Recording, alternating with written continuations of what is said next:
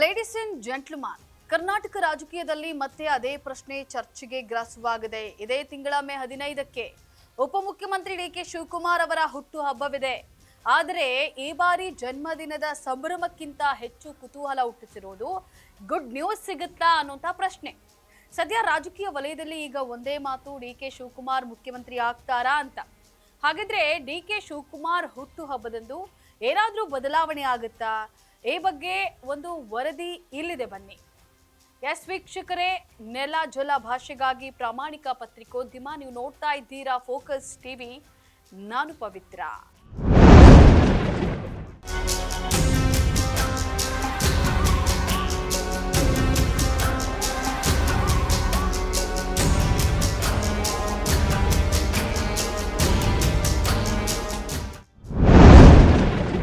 ಕಳೆದ ವಿಧಾನಸಭಾ ಚುನಾವಣೆಯಲ್ಲಿ ಕಾಂಗ್ರೆಸ್ ಭರ್ಜರಿ ಗೆಲುವನ್ನ ಸಾಧಿಸಿದ ಬಳಿಕ ಮುಖ್ಯಮಂತ್ರಿ ಸ್ಥಾನಕ್ಕಾಗಿ ಸಿದ್ದರಾಮಯ್ಯ ಮತ್ತು ಡಿಕೆ ಶಿವಕುಮಾರ್ ನಡುವೆ ತೀವ್ರ ಪೈಪೋಟಿ ನಡೆದಿತ್ತು.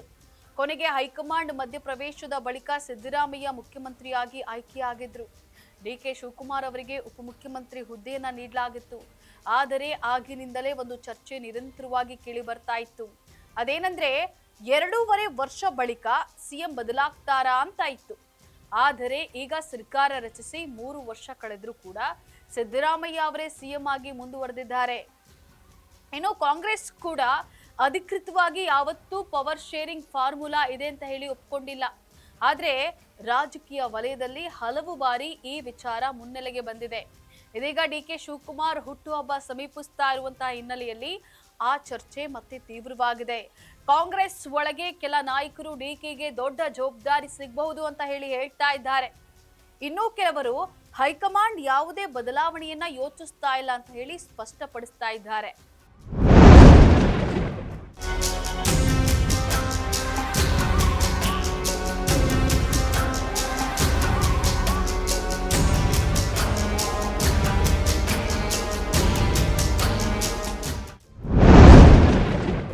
ಇದೆಲ್ಲದರ ನಡುವೆ ಮುಖ್ಯಮಂತ್ರಿ ಸಿದ್ದರಾಮಯ್ಯ ಮಾತ್ರ ಈಗಾಗಲೇ ಹಲವು ಬಾರಿ ತಮ್ಮ ಸರ್ಕಾರ ಸ್ಥಿರವಾಗಿದೆ ಅಂತ ಹೇಳಿ ತಿಳಿಸಿದ್ದಾರೆ. 5 ವರ್ಷವೂ ನಾನು ಮುಖ್ಯಮಂತ್ರಿಯಾಗಿರ್ತೇನೆ ಅನ್ನುವಂಥ ಸಂದೇಶವನ್ನ ಅವರ ಬೆಂಬಲಿಗರು, ಇನ್ನೊಂದು ಕಡೆ ಡಿಕೆ ಬೆಂಬಲಿಗರು ಮಾತ್ರ ಪಕ್ಷ ಸಂಘಟನೆ ಉಳಿಸಿದ ನಾಯಕನಿಗೆ ನ್ಯಾಯ ಸಿಗಬೇಕು ಅಂತ ಹೇಳಿ ಒತ್ತಾಯಿಸ್ತಾ ಇದ್ದಾರೆ.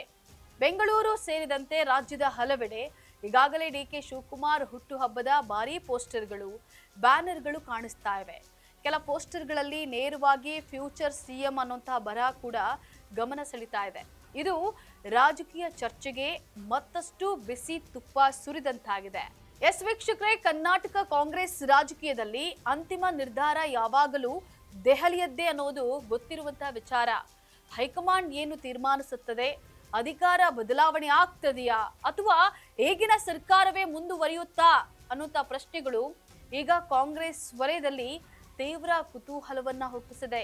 ಇದನ್ನೆಲ್ಲ ಬಿಜೆಪಿ ಮತ್ತು ಜೆಡಿಎಸ್ ಕೂಡ ಸೂಕ್ಷ್ಮವಾಗಿ ಗಮನಿಸ್ತಾ ಇದೆ. ವಿಪಕ್ಷಗಳ ಆರೋಪ ಏನು? ಕಾಂಗ್ರೆಸ್ ಒಳಜಗಳದಿಂದ ಸರ್ಕಾರದ ಆಡಳಿತದ ಮೇಲೆ ಪರಿಣಾಮ ಬೀಳ್ತಾ ಇದೆ. ಆದರೆ ಕಾಂಗ್ರೆಸ್ ನಾಯಕರು ಮಾತ್ರ ಯಾವುದೇ ಗೊಂದಲ ಇಲ್ಲ ಅಂತ ಹೇಳ್ತಾ ಇದ್ದಾರೆ.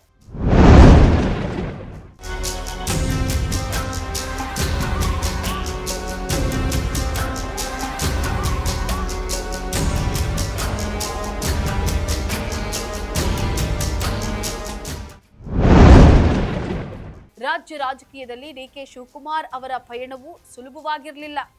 ಸಂಕಷ್ಟಗಳು, ಐಟಿ, ಇಡಿ ತನಿಖೆಗಳು, ಜೈಲುವಾಸ, ಪಕ್ಷ ಸಂಘಟನೆ ಇವೆಲ್ಲದರ ನಡುವೆ ಕಾಂಗ್ರೆಸ್ ಅನ್ನ ಮತ್ತೆ ಅಧಿಕಾರಕ್ಕೆ ತರೋಕೆ ಡಿಕೆ ಪ್ರಮುಖ ಪಾತ್ರ ವಹಿಸಿದ್ರು.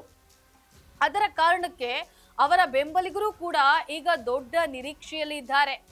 ಹಾಗಾದ್ರೆ ಮೇ 15ರಂದು ಡಿಕೆ ಶಿವಕುಮಾರ್ ಅವರಿಗೆ ರಾಜಕೀಯವಾಗಿ ದೊಡ್ಡ ಗಿಫ್ಟ್ ಸಿಗ್ತದೆಯಾ ಅಥವಾ ಇದು ಕೇವಲ ರಾಜಕೀಯ ವದಂತಿಯಾ? ಈ ಪ್ರಶ್ನೆಗೆ ಉತ್ತರ ಸಿಗಲು ಇನ್ನು ಕೆಲ ದಿನಗಳು ಮಾತ್ರ ಬಾಕಿ ಇವೆ. ಒಟ್ನಲ್ಲಿ ಸಿಎಂ ಕುರ್ಚಿ ಕದನಕ್ಕೆ ಕಾಂಗ್ರೆಸ್ ಹೈಕಮಾಂಡ್ ತೆರೆ ಎಳೆಯುತ್ತಾ? ಕಾದು ನೋಡಬೇಕಾಗಿದೆ. ಇದಾಗಿತ್ತು ಈ ಕ್ಷಣದ ಪೊಲಿಟಿಕಲ್ ಅಪ್ಡೇಟ್. ನೆಲ ಜಲ ಭಾಷೆಗಾಗಿ ನೋಡ್ತಾ ಇರಿ ಫೋಕಸ್ ಟಿವಿ.